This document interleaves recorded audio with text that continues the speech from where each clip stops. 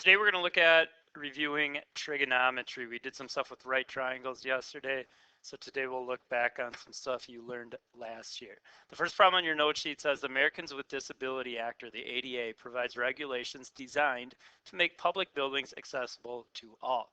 Under this act, the slope of an entrance ramp designed for those with mobility disabilities must not exceed a ratio of 1 to 12. This means that for every 12 units of horizontal run, the ramp can rise or fall no more than 1 unit. So over on the right side of your note sheet, you see a little picture of a ramp. They want us to find the length of this ramp. Well, from what we did yesterday, we should be able to do this quite easily. We have a right triangle here. Okay, you can see the right angle marked, and we know two of the sides. So using Pythagorean theorem, we should be able to find C, the hypotenuse of this right triangle. So we got 1 squared plus 12 squared equals whatever the missing side is squared. Doing some squaring and adding here, we should get 145. And we know we can solve this by taking the square root of 145. And it looks like this is about, if you do that, pretty close to 12.04 feet. All right, you guys did some of that yesterday. Well, today we're going to look at how would we find the angle measure here? What's the angle that we'd want to build this ramp at? So how much is angle A right here? And we're going to come back to that. First, let's review what you guys know about trigonometry. So going back to geometry, if you want to find missing sides or missing angles of a right triangle, we can use our three trig functions, those being sine, cosine, and tangent. And we abbreviate those using the first three letters. You guys have these on your calculator: sine, cosine, and tangent. You should hopefully remember which sides of the right triangle these use. So looking at the picture here, here's our sides A, B, and C we talked about.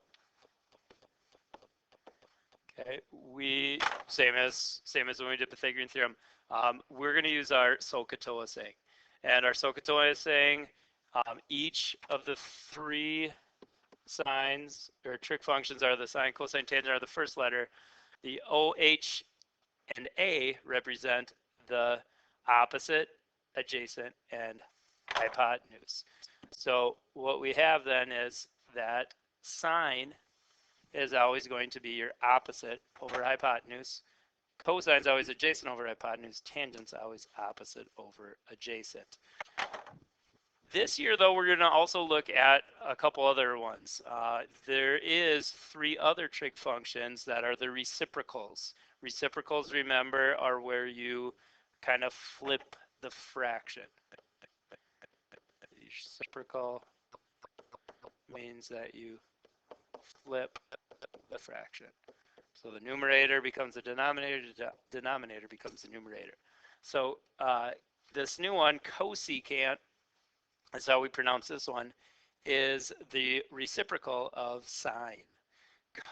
Secant, the next one down, is the reciprocal of cosine. And the last one, cotangent, is the reciprocal of tangent. These two are pretty easy to remember because cotangent, tangent, they sound very similar. The other two are actually kind of opposite of what you think. Normally you would think that, okay, S, the other one would also be the S, but no, it's the one with C. Sometimes in math you think it'd make a little more sense, but in this case it doesn't. So the cosecant is the reciprocal of sine. So the S goes with the C. Same with the other one, the C goes with the S. So it's the opposite one, not the one that's the same letter, but the opposite one. All right, so we know all these. Using SOHCAHTOA, we can come up with different sides then. So for example, on this picture, if we want to find the 6 trigonometric functions for angle theta here, the symbol is a Greek letter theta, and they like to use it as the variable in these angle problems. We want to find out, okay, what's the ratios for all these? Well, first, just like you did back in geometry, label the sides. The longest side, the hypotenuse, is always across from the right angle like we talked about yesterday. Now we got to label the opposite side and the adjacent side.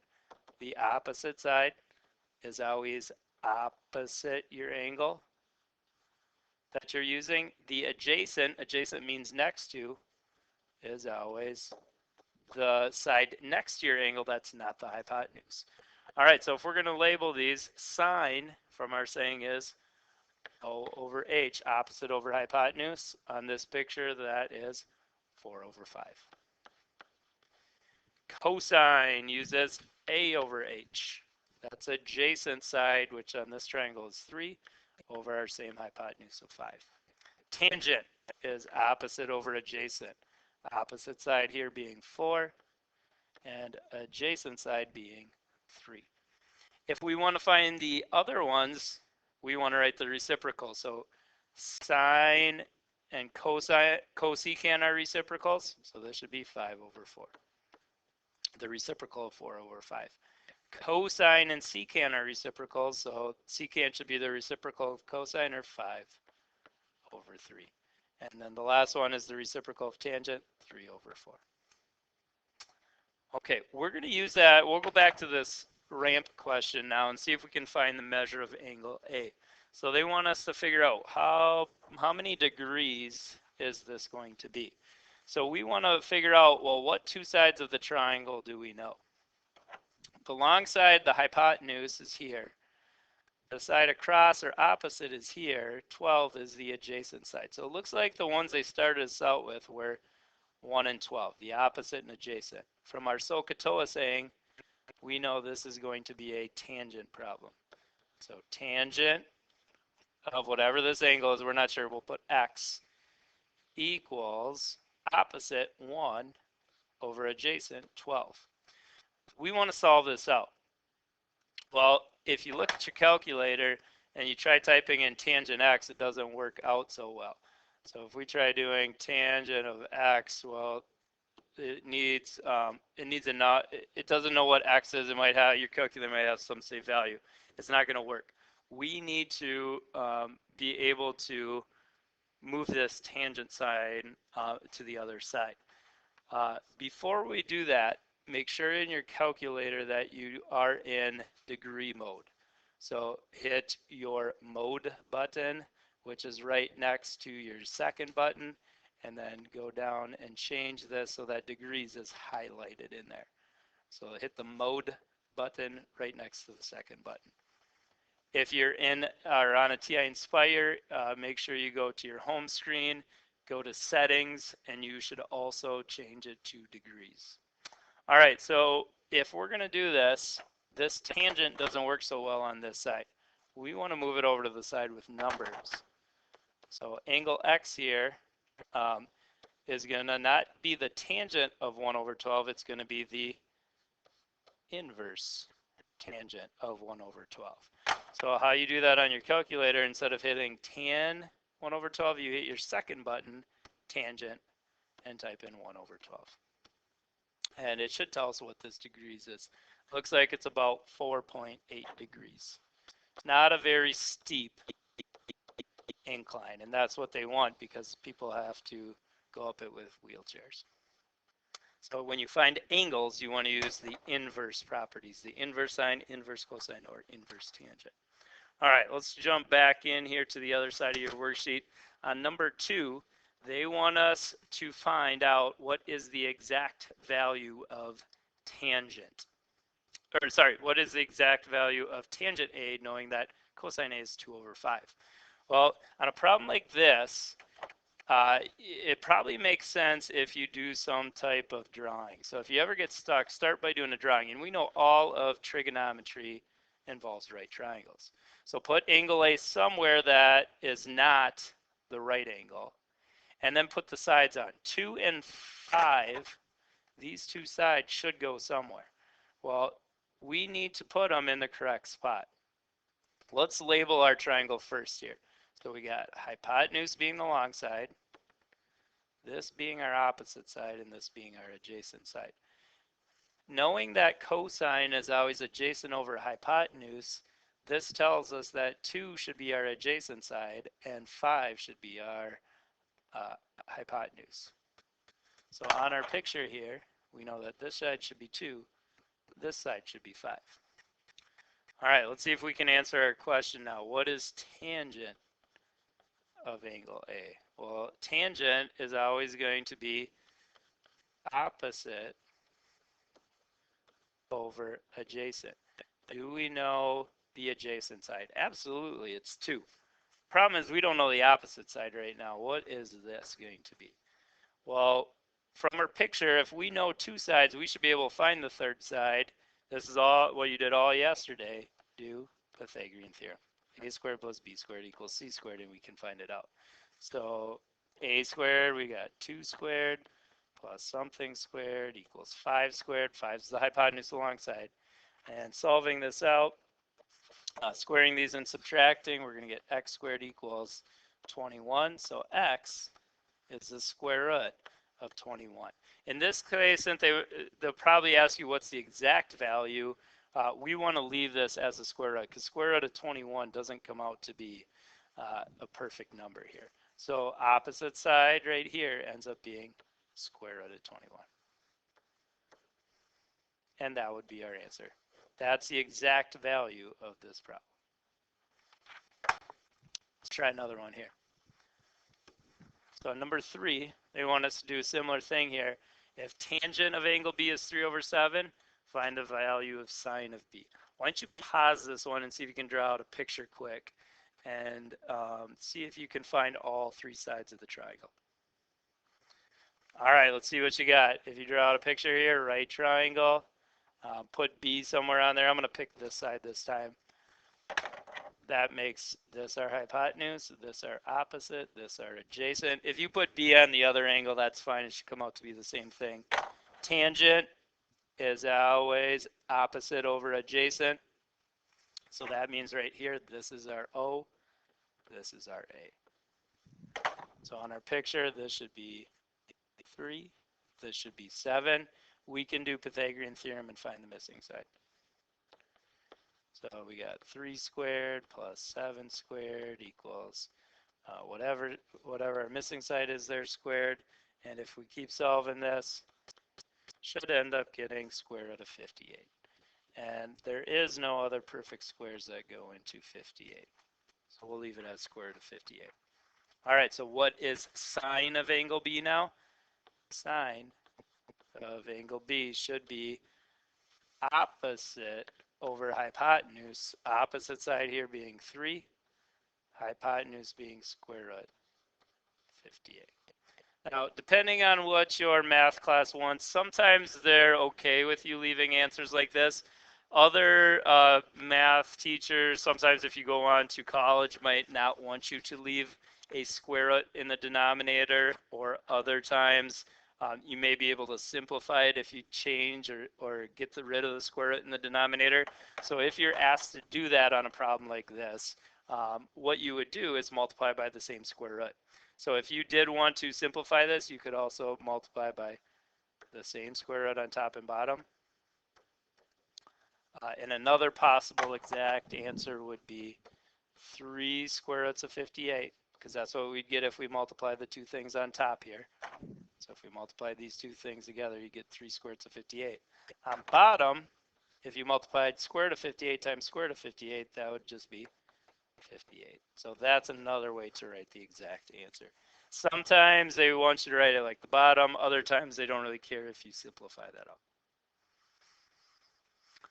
Okay, let's look at a few other ones. Number 4, now they want us to approximate and solve for the missing side. Again, this is going to be using trigonometry. So if we set up a trigonometry problem here, we want to label the sides. Got hypotenuse, opposite, adjacent. It looks like in this problem we're not really using this adjacent side at all because there's no number there, there's no variable. We're interested, it looks like, in using O and H. O and H makes this a sine problem. So write down the correct trig function. Always after the trig function goes the angle. And then you need to write the ratio.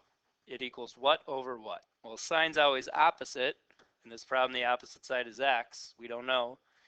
The hypotenuse is 15. That goes on bottom. Now we want to solve this out.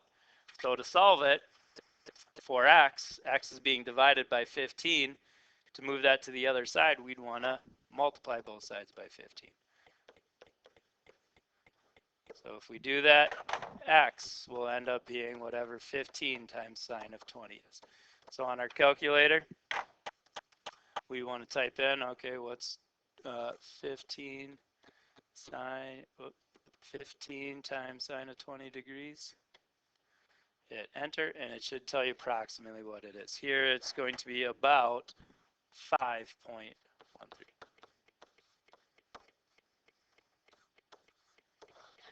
So that's approximately how big it is. Let's try another one.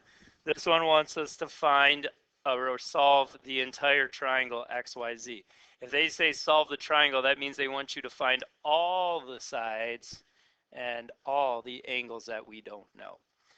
All right, let's start with angles because angles is easier to find here. We know this has a 90-degree angle, so that angle is 90. Also, if you remember back from geometry, any triangle, all three angles should add up to 180. So if we add together 90 and 35, that's 125. If we subtract that from 180 degrees, we find out that the missing angle is 55 degrees. So right there, we just solved all the angles. Now they want us to solve the sides.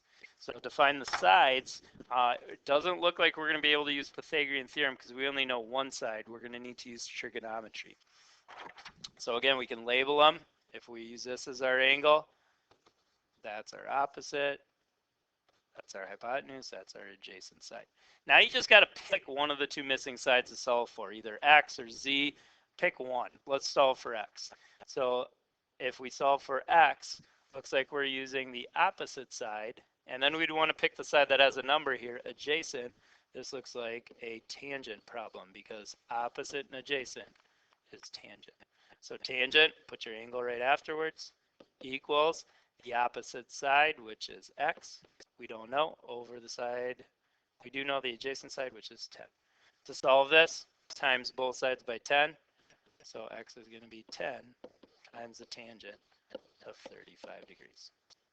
Okay, we want to multiply by 10 to cancel these out. If you go on your calculator and type that in, we should get the answer. So 10.